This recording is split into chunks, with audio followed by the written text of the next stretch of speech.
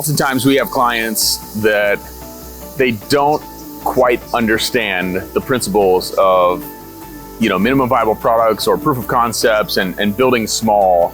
But, I've heard you talk a lot recently about this one specific analogy about how it's like launching a rocket.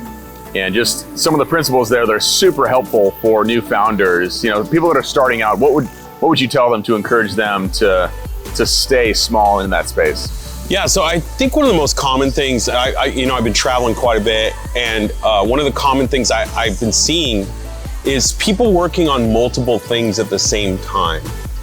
And I don't know if it's an underestimation of how hard it is to get a startup off the ground. And to me, in some sense, without being a jerk about it, I feel like they're disrespecting how hard a startup is to get going. And so I ran into it several, I was in Chicago, I was in, Miami, and I feel like that same story I've been hearing over and over again from founders, where they're like, I'm working on these 3 things. I'm like, 3 things? And my first advice to them is quit 2 of them and pick one. The analogy I've been using, I say, listen, if you were trying to launch a rocket, you wouldn't try to launch 2 rockets at once, because you'd need all the fuel for that one rocket. And so that's kind of what I see them trying to do. They're like, almost like, hey, let's launch these 2 rockets and we'll take half the fuel over here and we'll take half the fuel over there. But that makes 0 sense. Neither you would of them want to put all your energy into the thing you believe in. And so to me, focus, or the lack of focus, is killing their dreams.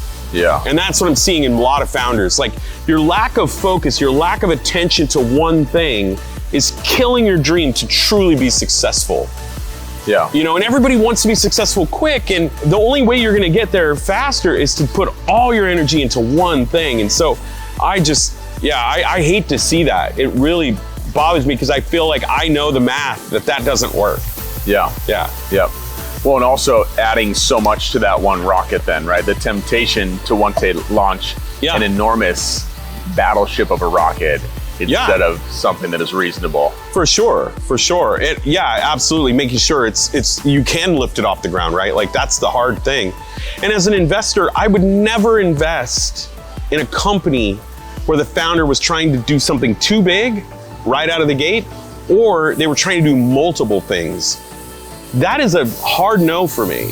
I'm not investing in any company like that. And so to me, when I see that, it's like, no investor is going to touch you, and you're probably not going to see any of the success that you're trying to reach. So it's a big problem. Yeah.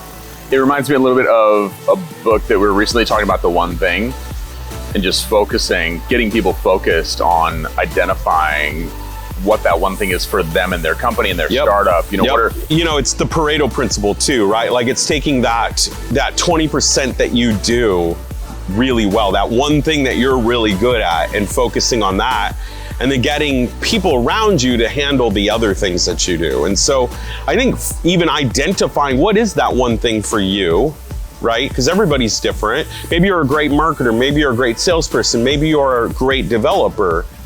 Great, whatever that is, you focus on that and get people around you that handle those other things, so that you could do your one thing really well. And I think a lot of people like go after what they wish they were good at versus what they are good at, right? Yeah.